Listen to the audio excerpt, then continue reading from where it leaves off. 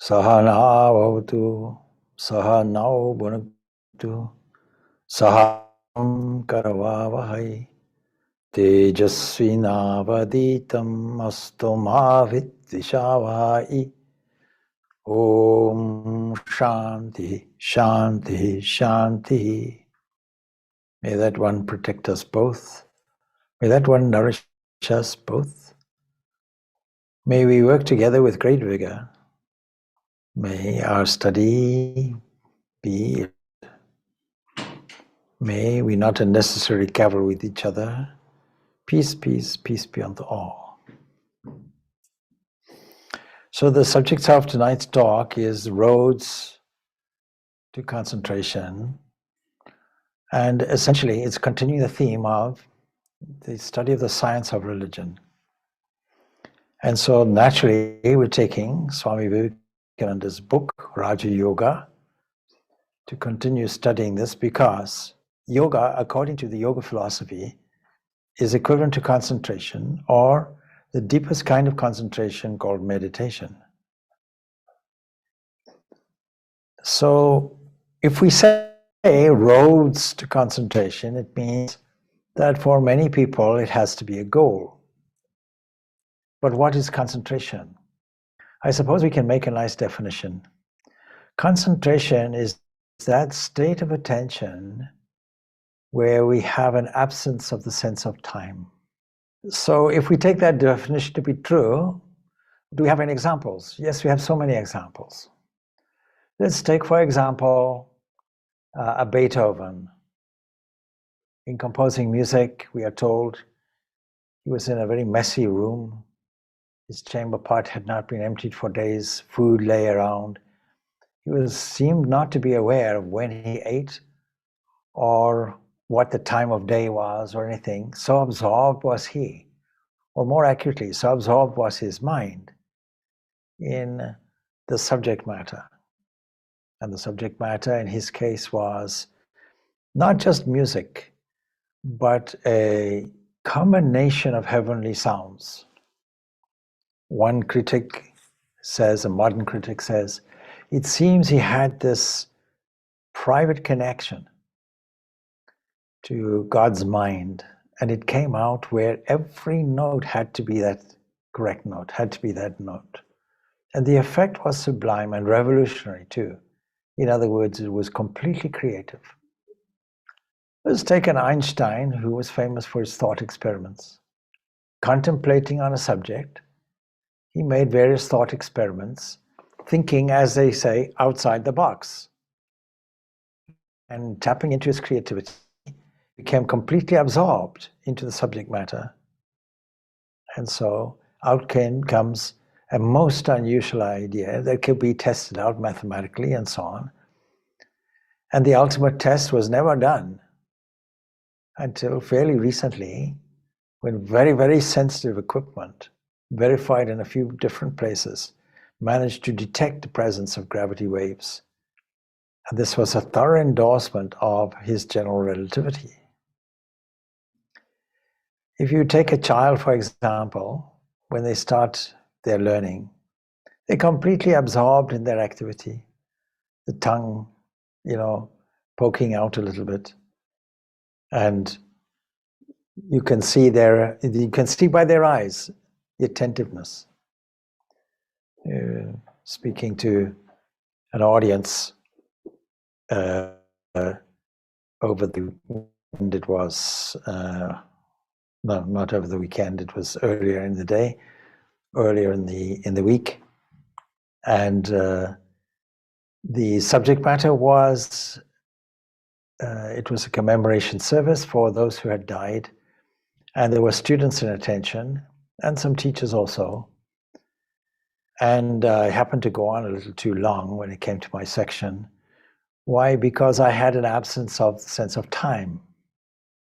And somebody had to remind me to say, okay, time is up, thank you very much. And afterwards I apologized. I'm sorry, I went on too long. And they said, no, the audience was captivated. How do you know the audience is captivated? Because the eyes are highly attentive and shine. and you can see straight away. Somebody once told me, and I picked up a clue, if you speak before large audiences, mentally you divide this audience into two sections, one on your left, one on your right.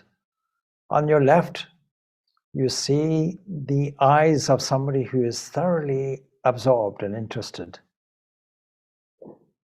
And you concentrate on them, you speak to them, as it were, for the time being, until you know that human attention span, in other words, concentration, will wane. And you'll see their eyes glaze over, and you know they've gone off to the Bahamas. And then you turn your attention to the other person you selected on the right-hand side, and you see they're attentive. And then you wait for the glazed look until they also go off to the Bahamas. And then at that point, you shift your attention back to the left side. Welcome back. Glad to see you back. Because our attention span is quite short. There's a biological reason for this. We have to always be scanning. Every animal, as it grew up in primitive conditions, has a survival as its most fundamental instinct. And in the survival aspect, coming from the very, very base of our own existence, which is the existence itself, and a will, therefore, to sustain this existence. But you'll have to continuously be on the move. Your eyes will continuously be darting about, looking for potential dangers. Let's take birds who look so free. They fly and their wings expand and they glide and they know how to get free lifts into the wind. They deliberately, you can see how they enjoy it. But when there are no winds available, you'll see them flying from tree to tree. You'll see them landing on the ground. And are they happy? Are they content? Do we wish we were a bird? If we knew the psychological state, if there is such a thing as a bird, you would know they were continuously anxious and looking for food. Now, we are supposed to be much more sophisticated. We're supposed to be very complex creatures, but we're also fundamentally looking for food. And this is called a job or a career or earning money.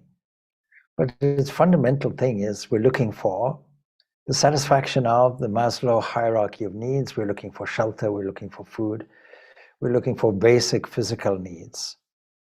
And we're looking for various pleasures in various categories.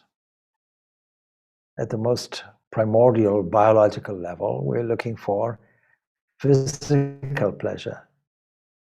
Eating, drinking, propagating the species, attachments to various foods, some sophisticated, some others which are not, but all of us have to eat.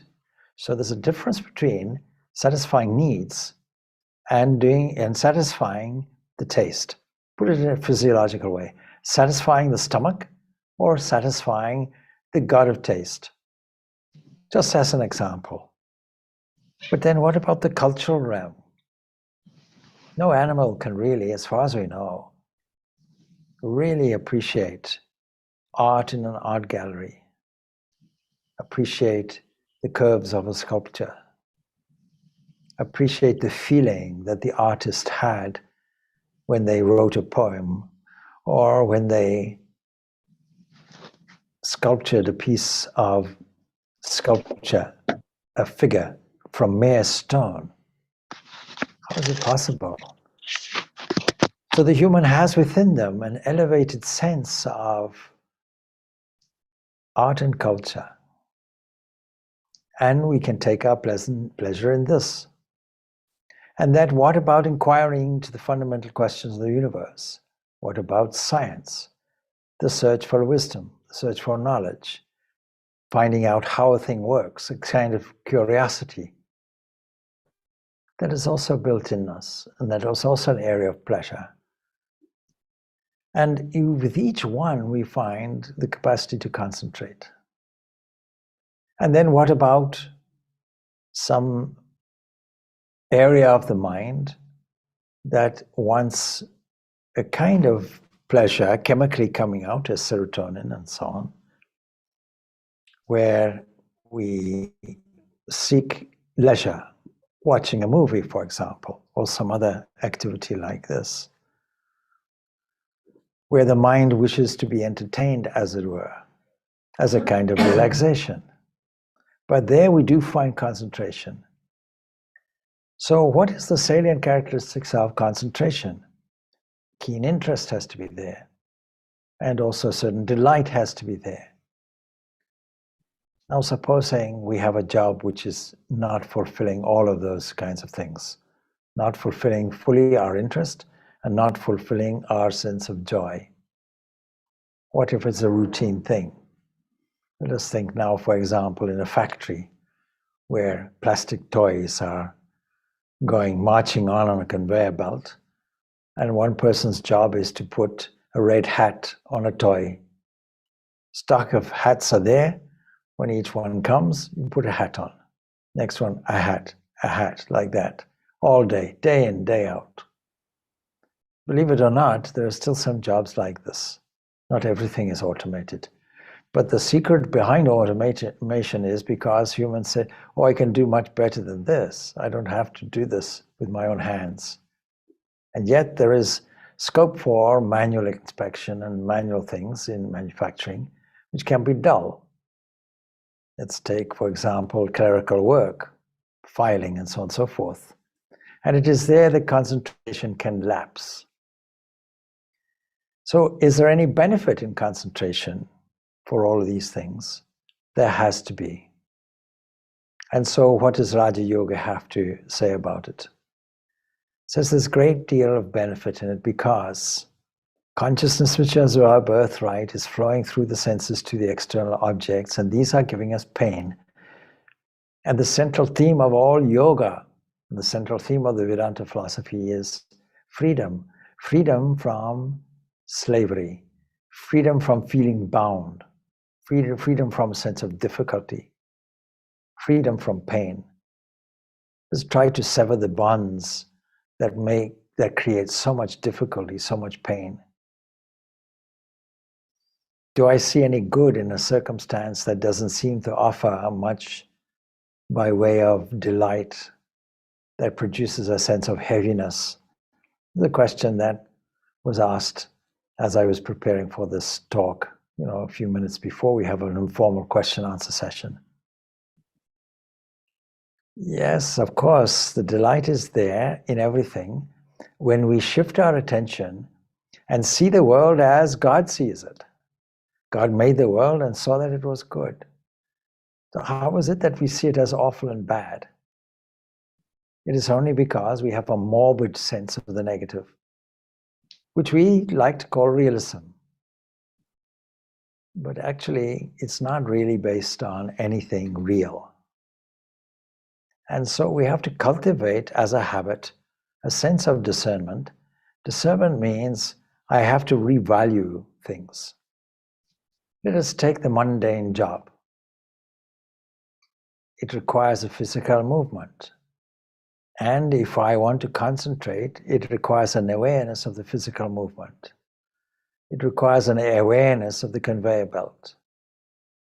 There was a devotee I came across who was managing a mine in Zimbabwe, and he was saying how a very experienced supervisor was now in hospital because he was trying to get rocks out of a conveyor belt, and he was absent-mindedly had it stopped, and absent-mindedly he pushed the go button, and his arm got caught up in it, mangled in the pulley, and actually tore his arm off. Any minute lapse of concentration is disastrous potentially for us. Let's take road accidents. A car traveling in a line of other cars, all moving at a steady pace, and your attention is diverted to the side for some reason or other, and you didn't notice that the car in front stopped very suddenly. You can easily go into it, and then that car can go into the next one. You can imagine about 6, 7 cars all having an accident because one person lost their attentiveness for a split second. That's all it takes. And all the great accidents in the world, Chernobyl and so on, all on night shift, where attention could lapse just for a split second. That's the practical advantage of learning to concentrate. But the long-term advantage is a control of the faculty of the mind. And that is the only thing that is necessary in yoga practice. Yoga, in any sense of the word, is all to do with that fragmenting faculty we have of splitting things up into individualities. And that means that potentially our attention can be diverted. What is attention? We seem to have something like a probe, like a searchlight that can alight on one thing and then another, and it only operates within the framework of time. It has to be like that, otherwise we'll go half mad. You have 1,000 songs you can sing, you can't sing them all at once. If you have something to say, as I'm saying now, then I can only say it one word at a time, one sound at a time. You can only listen to it in that same way. And if I speak too fast or too slow, or whatever it is, then your attention could easily be diverted. And those people who are online, you can have a kettle boiling in the distance, and that will divert your attention. You'll come back, and then you have to see what was on the recording and see it again. And by that time, we've edited it out anyway, so that you have no chance. So we have to see that attention is a useful faculty. It is a faculty that is natural, and we're all using it. You take a child, for example. A child can have supreme attention on toys, but they have to be novel toys. A toy that the child has had for a long time, they may not be so interested in. Boredom may set in. And so the child may be attracted to something in terms of its color or its shape or the noise that it makes. And we can easily catch his attention. A newborn baby, I always tend to go like this because I'm interested to see where its eyes are going. Even though a newborn baby, the eyes can't see, still the eyes automatically shift to the noise. And you can see, hearing is okay. All the senses are open and they catch clues that can direct our attention this way or that way.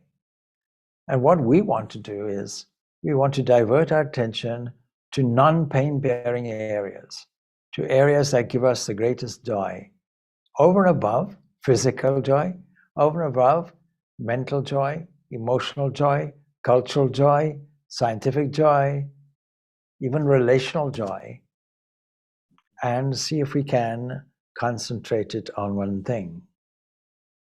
And so, is it easy? No, it's not, because there are so many things distracting.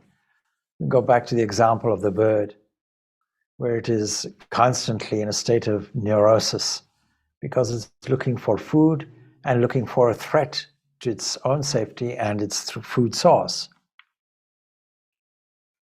Now, we obviously have to come away from this kind of behavior, which is built into us from a biological sense, and see if we can refine our attention and deliberately take control, deliberately steer it in a pleasing, delightful, easy way. See if we can glide across from one object to another, from one sensation to another, and from one subject matter to another. So in studying this book, Raja Yoga, an interesting prequel to the actual sutras is a chapter, Pratyahara and Dharana. The two subjects are made together, and for those not familiar with the language, Pratyahara is withdrawing the energy that we call attention from the external. Now, what do we mean by the external? By the external, we mean the external world of objects and the external world of the body.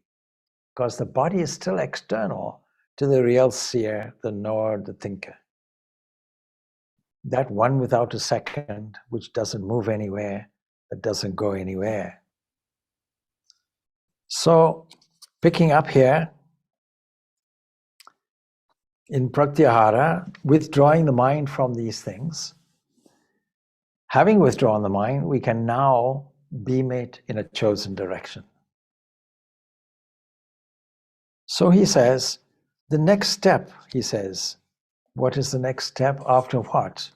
Well, he's talking about control of the psychic prana. He's talking of control of the energy that we have here. But psychic prana is another fancy word for thought. And then how do we do this? Those who are familiar with the 8 limbs of yoga will understand that before you do anything, 2 things are required: moral direction and purification. These 2 things are required. If you want to sit and meditate, it's not possible if your waking life is wrought with all kinds of anxieties, disturbances, worries, all centered around a certain personality that has a design to respond to the world in a certain way, and the way will be egocentric and harmful to us.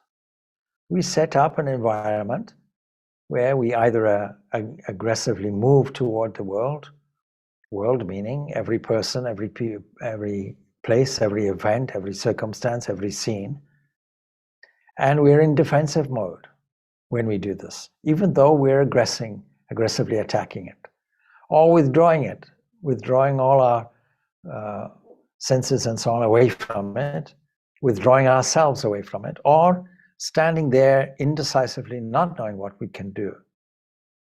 But there's a higher perspective, and that is to take charge, sit in the driver's seat, as it were, shift the gears as we want, the gears being faculties or types of attentive energy, and moving our vehicle in a positive direction. Why don't we do that?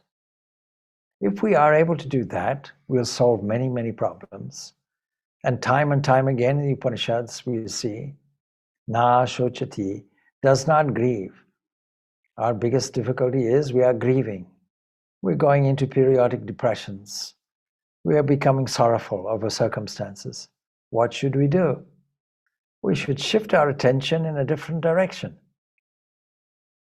I can't do that. You mean you don't think you're in charge? You've identified with the vehicle and you're stunned. You either have this strategy that you've been using from very young, and you find it's not really working, but you're going to try it out anyway, repeatedly. No, you have to change your habit. Your habitual behavior has to be changed. And we can only do that by shifting our attention and learning how to do that. And so he says that the next step is this withdrawal, this pratyahara. What is this? Then he goes into understanding how perception works. And he says, of course, the moral precept that I mentioned earlier, if you don't explain why you should do such a thing, then why should you behave in any way? Why should you be moral in any way? Only when we teach a person to control the mind do we really help the person. And so morality is a way of doing it. And all actions, internal and external, occur when the mind joins itself to certain centers called the organs. It is only through this that we get information. And what we do it, we can internalize it. And when we internalize it, we can bring back chosen memories. And when we bring this back, when these impressions arrive at the conscious mind, we call it memory. And then with that memory, we can construct a direction. That construction of a direction is called concentration. But what about our waking life? Full of distractions, apparently, or mundane things. The mind, we find it's in various conditions. One condition is a sense of morbidness. The mind goes into a sense of neutral. A kind of blank look comes over you. You can see it when people ride on an elevator or in a lift. And you'll see their eyes glazing over. And they're not thinking of anything. They're literally a blank. But some things might be there and they don't know what it was and they don't remember what it was until the end of the elevator comes or the end of the moving elevator is at an end. So mindfulness is a catchphrase today. Everybody's studying mindfulness.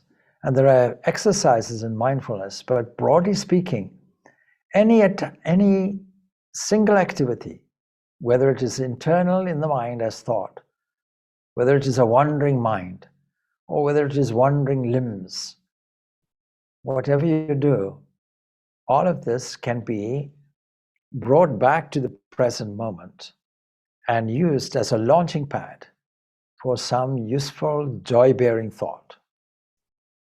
And the art of doing it is the art of concentration. So let us take ordinary mundane tasks, so-called. They need not be mundane. They can be special. And in the question, in all the negative circumstances, do we see anything positive? Or if there's a conflict of interests in the sense of, some kind of internal embattlement somewhere, domestic dispute or national dispute, or even a World War III. Is there anything good that comes out of it? No, nothing comes out of it. But nature has a balancing way of handling things, and man also has a balancing way of handling things. It's just to apply it. And when we don't apply it, when we let it go, either through self-interest or just through plain laziness, then we drag ourselves down. Dragging yourself down means we form some kind of negative habit. We now are feeding the already present negative habits that we have. So internal and external have to join. We have to learn this art of removing our awareness and standing on the divine throne of the universe and beaming and seeing things as the divine sees them. And then registering all movement, not to ourselves, but to a flow of grace which is supplied at this point that we call I. And seeing all that energy, divine energy, all energy is divine energy, whether we use it usefully or use it for ill, for evil, is all divine energy supplied to us. The electrical current doesn't judge how you're going to use it. We use it. We can use it for forging a document by light, or we can use it for writing an uplifting book or painting. It's up to us how we use the current. So we have to make a decision.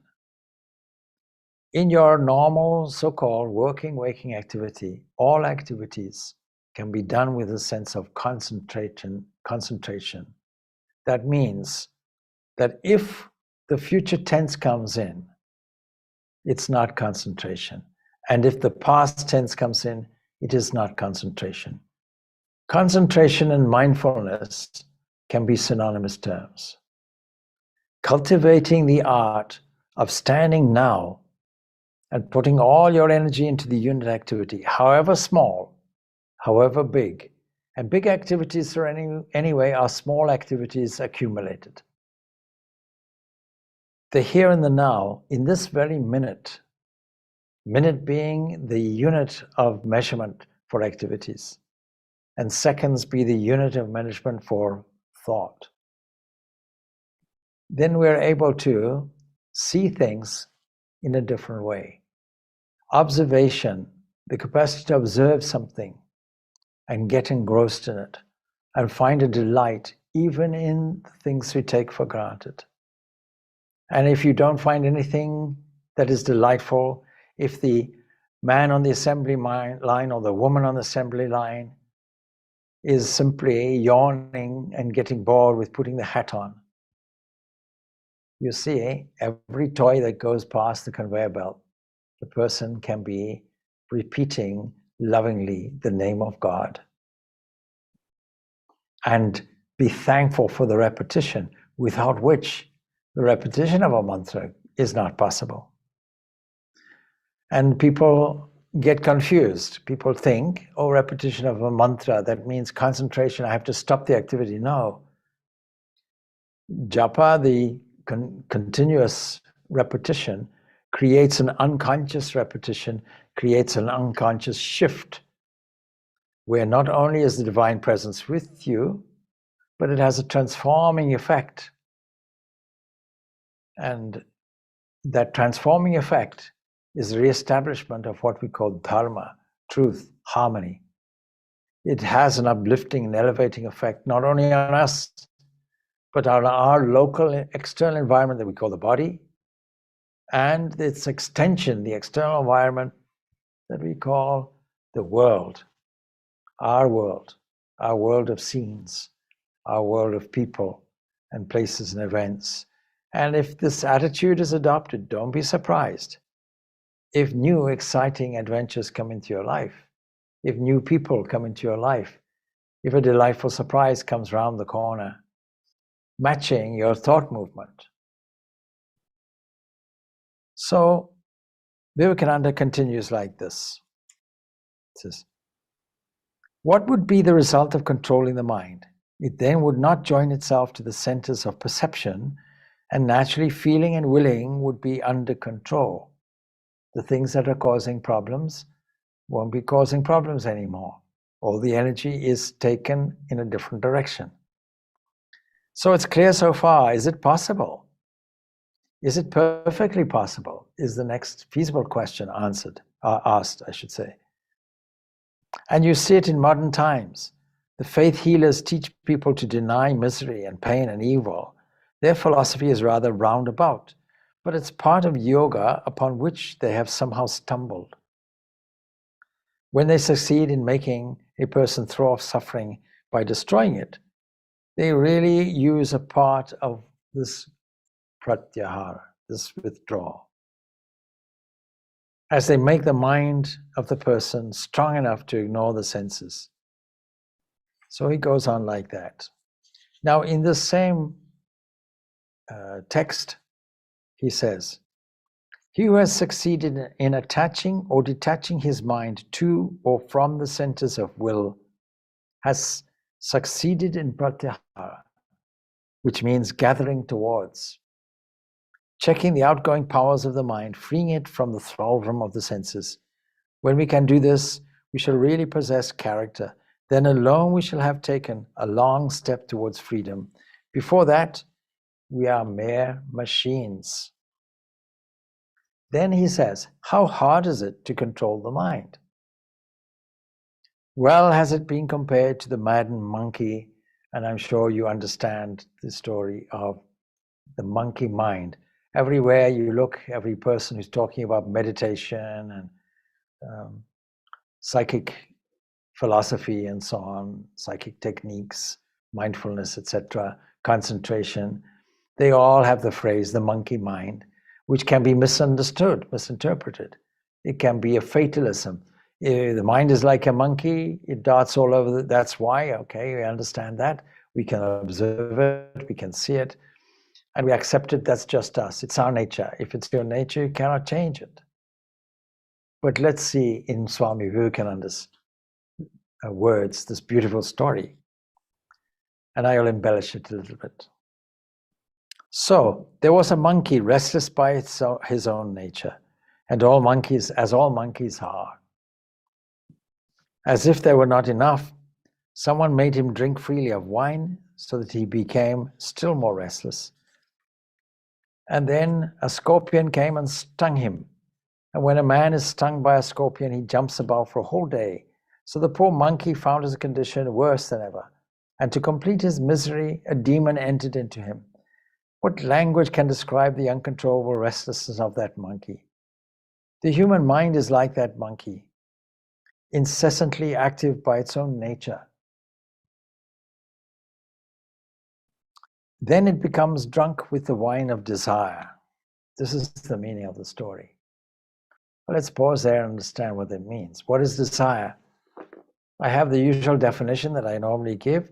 It's a sense that there is some defect in me, some gap, some absence, some void, and I can fill it from the outside.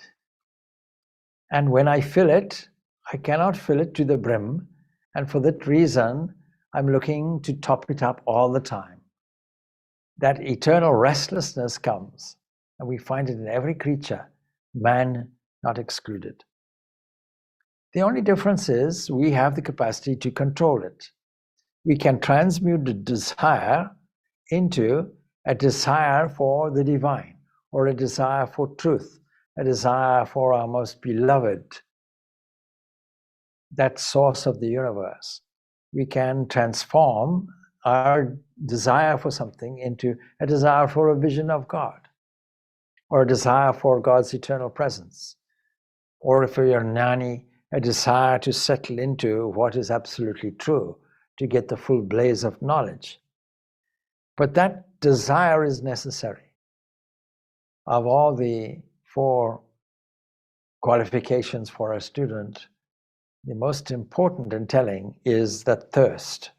So it's not just a desire, it's a driving thirst. Swami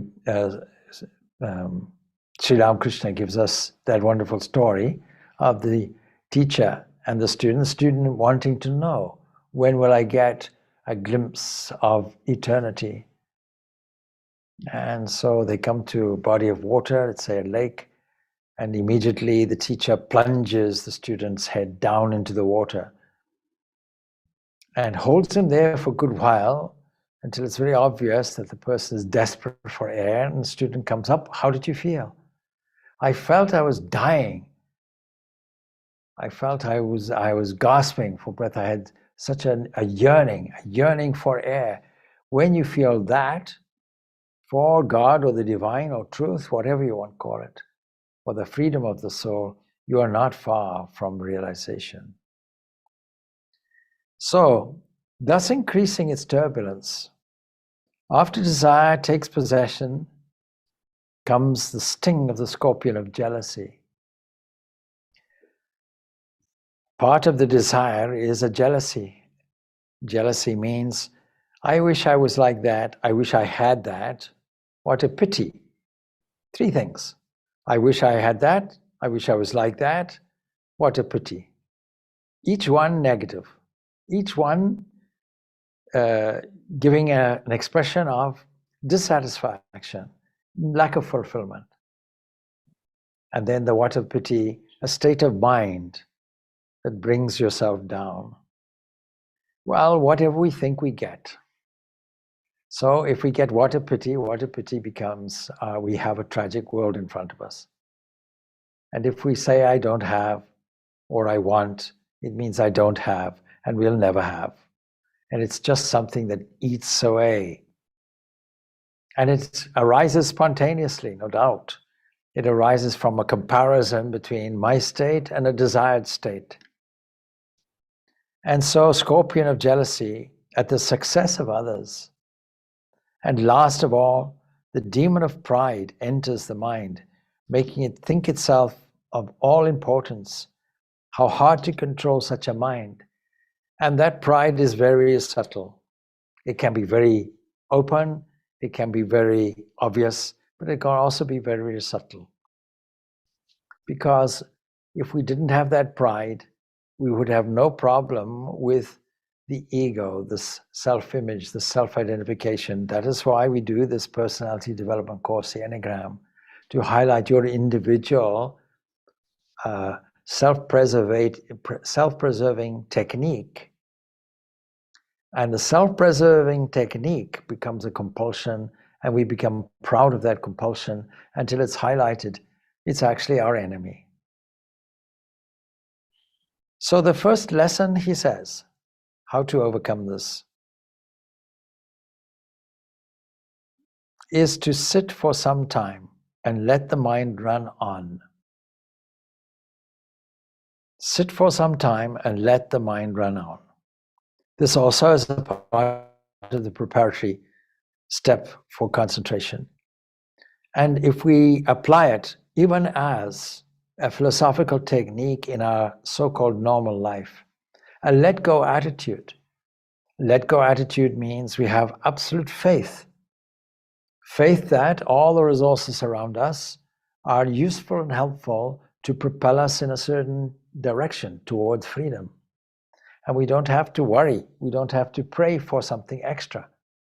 We accept that all the capacity for freedom is within us already. And all the resources is all around us, freely supplied. And all we require is a sense of thankfulness, already accomplished thanks. So we can let the mind run on. What do we mean by that? It means that we are aware of various thoughts and feelings that arise in a mental field, like a bubble in a carbonated drink. You see it come up to the surface and you see it disappear. Apparently you see it in quantum physics as well as an inferred thing, that there are things that arise quickly, get annihilated and go back into what the physicist John Wheeler calls quantum foam. A kind of wonderful evanescence image. And we can only describe these things by symbolic images. So let the mind run on. That means we have to be aware of the mind, just as we are or should be aware of everything that we do in our life. And the awareness is not there if we don't deliberately, consciously steer our attention in a direction so that we are alert. Let us take, for example, going off on a journey. We often take guests from Dublin to Dungannon. And it's a journey, it's about 1.5 hours. And on the way, the driver cannot afford to sleep. But the lull of the car and the distraction and the fact that nobody's bothering to occupy their mind with anything in particular, being unaware of everything around, sleep comes in. And when things are repetitive, when we declutch our interest, then we feel a little dull, we feel a little sleepy, and the mind declutches and goes into its unconscious state. Now, what opportunities are they missing? Well, Jesus said, I am the way. That means I am the road. The road itself is none other than this supreme, infinite, invisible. What about the trees? Just trees? No, each one is individually different. And you wonder what is beyond the trees. And then you wait for the appearance of some mountains. And you are alert, in the case of going to Dungannon, where is the border? And of course, you can be aware of other things. You can be discussing the environment itself.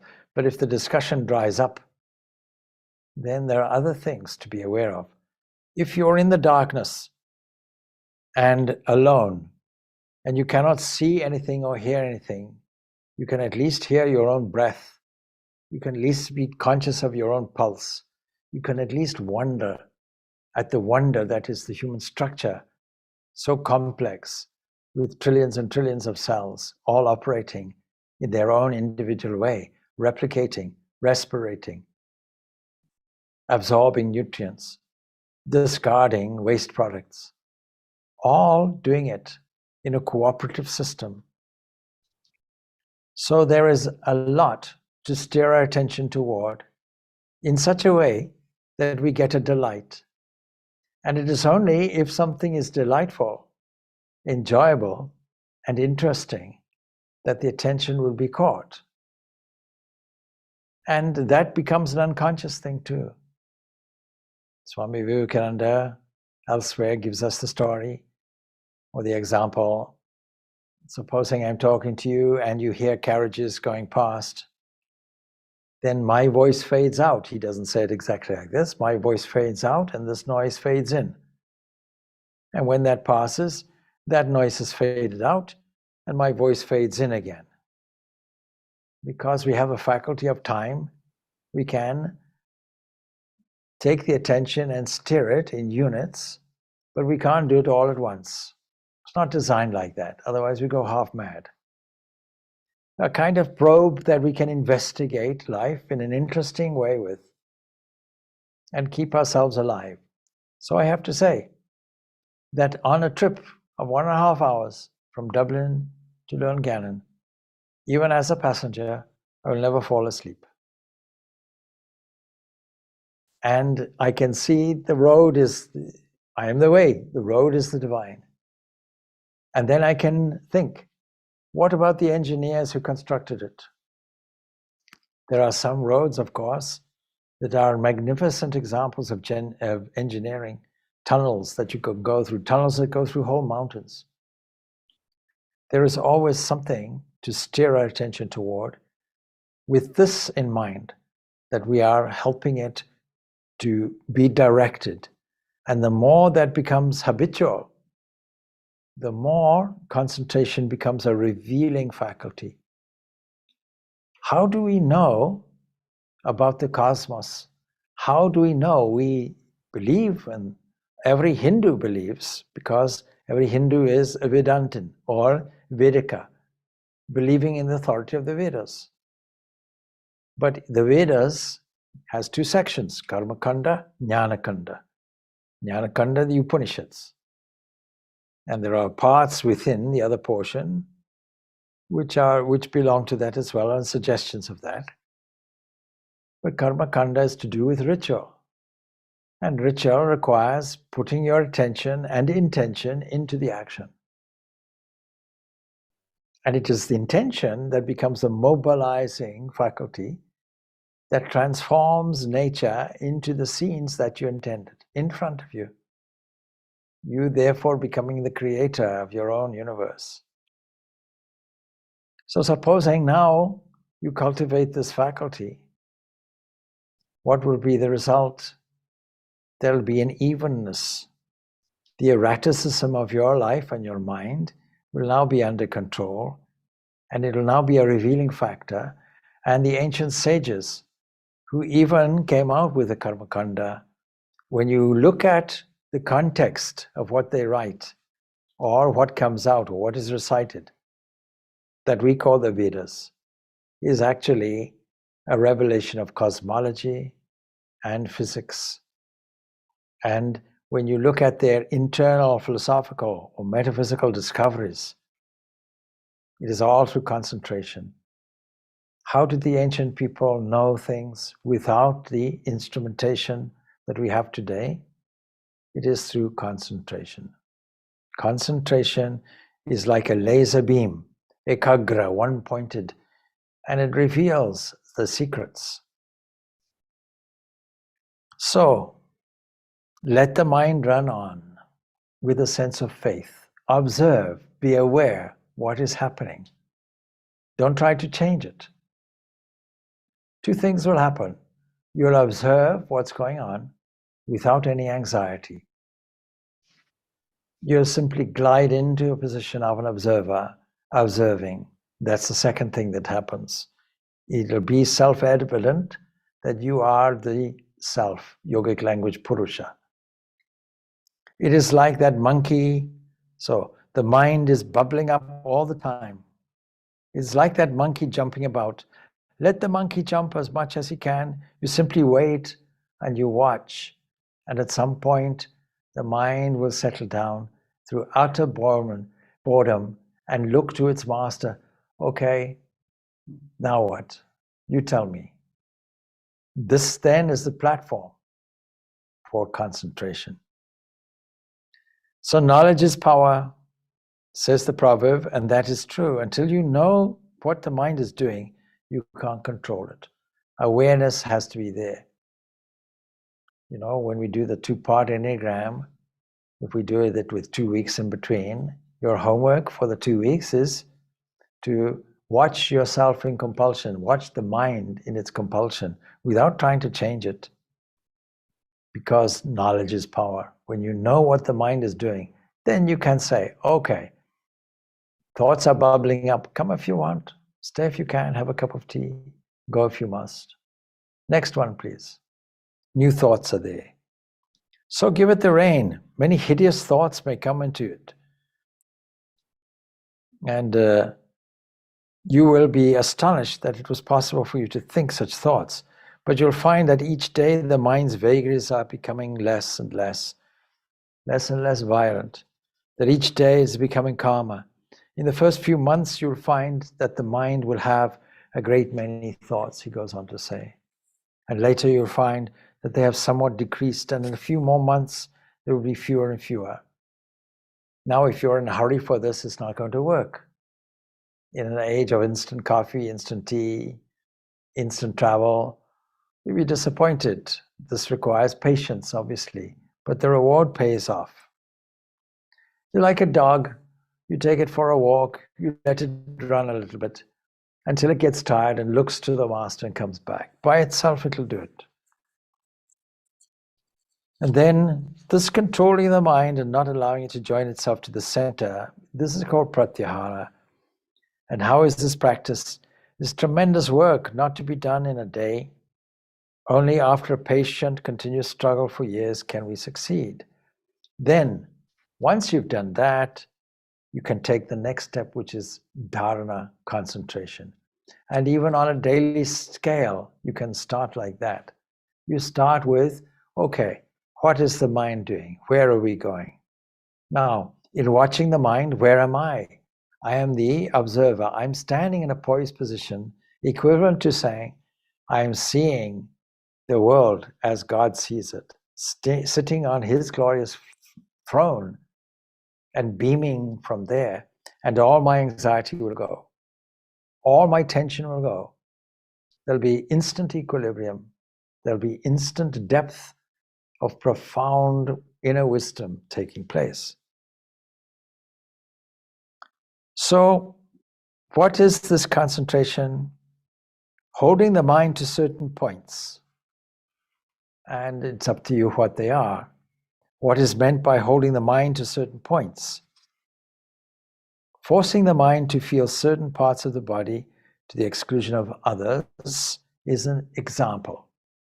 If you want to study the mind prior to meditation, concentration being the prerequisite, pratyahara being the prerequisite for that, then what you'll have to do is, you may do, is take your attention and shift it to different body parts. First, see if you can feel all the sensations through the elbow, left elbow. You feel it, take your time, feel it. Now the other elbow, now the hand. After a while, you find the mind is nice and calm, because this concentration has taken the scatteredness of the mind and focused it on a single point. It need not be on limbs of the body. This is one technique. Now, this is in terms of formal meditation, but we have to bear in mind that self-control is before. It also requires us to control what we call psychic prana or thought. And that means, therefore, you have to ask yourself some questions. When you had breakfast this morning, do you remember what you ate? Next question, if you remembered what you ate, do you remember how it tasted? And if you remember that, did you remember how much registration of the taste you had? If you ate an apple or something else, did you taste every morsel, or were you absent-mindedly eating? You see, there's a modern habit, TV dinners. People sit and they eat, and then they watch Agatha Christie, Murders and Blood. See, what do you think that does to the digestion? The mind is split. Instead of doing that, why don't you get more enjoyment from the food and put all your energy, all your attention into this taste, then you'll truly taste. Same thing with all your work. A person comes home from work and they feel exhausted and tired. It's pretty much guaranteed most of the exhaustion comes from anxiety. Anxiety meaning, I'm doing something, I'd rather be doing something else, thank you. And that level of anxiety is equivalent to lack of fulfillment or desire, which unsettles the mind. You see the story of the monkey mind. On Saturday morning, we're studying Ramayana. We haven't got to that part yet, where there's an encounter with Hanuman. But you all know the story anyway. Doesn't matter. We don't have to exactly get to that in order to review the story. And what is Hanuman? A monkey. Restless by its own nature, stung by a scorpion, imbibed and drunk with wine? No. What is the difference? Concentration. If Hanuman represents the mind that can be guided with the full attention, in this case with Bhakti Yoga, that means that Sita and Ram is the object of his heart and his whole attention is in this direction, then he has the capacity to diminish, to become small as he wants and immense as he wants. The mind can be as subtle as it wants or as expansive as it wants and can jump across the ocean and is strong, the hero of wrestlers. So you see, that's not the monkey mind. So the monkey mind does not have to be a monkey mind. The mind can be strong, can be directed, but it requires taking the energy and steering it in a chosen, delightful, noble, uplifting way. That first decision has to be made. Then there are some practical things, because it's a vast subject, and I see we're running out of time. So, time is something I've just mentioned. Time is a resource. Our attention works within the confines of time. And if you really want to employ concentration, time management is a sure way. Organization is a sure way to make you more efficient and therefore more concentrated. What is efficiency in terms of concentration? You can put it as a formula. You can say that energy equals output over input. And if the output is huge and the input is small, then you have a greater efficiency. And that all boils down to concentration. So make sure that your time is organized well as it is a resource, because the Bhagavad Gita tells us, or Krishna tells us in the Bhagavad Gita and several places, I come as time, not in time, as time. Why do we worship Kali? Because Kali, Kala, time. Time is death. There's a second. I don't know where it's gone, but it's gone forever. It will never come back. What did I put into it? Did I put something useful into it to build up a nice habit in the unconscious bank balance, bank account, and make a nice unconscious habit, a habit that is automatically optimistic, cheerful, joyful, elevated, and has the capacity to elevate the minds of others. So, just a brief final statement from Swami Vivekananda before we finish. Take up one idea, he says. Make that one idea your life. Think of it, dream of it, live on that idea. Let the brain, muscles, nerves, every part of your body be full of that idea and just leave every other idea alone. This is the way to success, and this is the way great spiritual giants are produced. Others are mere talking machines. If we really want to be blessed and make others blessed, we must go deeper. The first step is not to disturb the mind, not to associate with people whose ideas are disturbing. We may extend that to media. not to associate with media that makes a disturbing mind. You see how much disturbance can be from tuning in to all the goings on of the world, ignoring all the positive and beautiful things of the world. The sun rose this morning. Is that not beautiful? Did we even observe it? Did we know anything about it? Did we feel the freshness of the air? Did we feel the glorious, refreshing effect to the Mother Earth of rainfall? Or did we complain, it's raining again? If you're doing that, you're probably living in Ireland. Or are you glorifying the fact that you woke up at all? That your heart is pumping?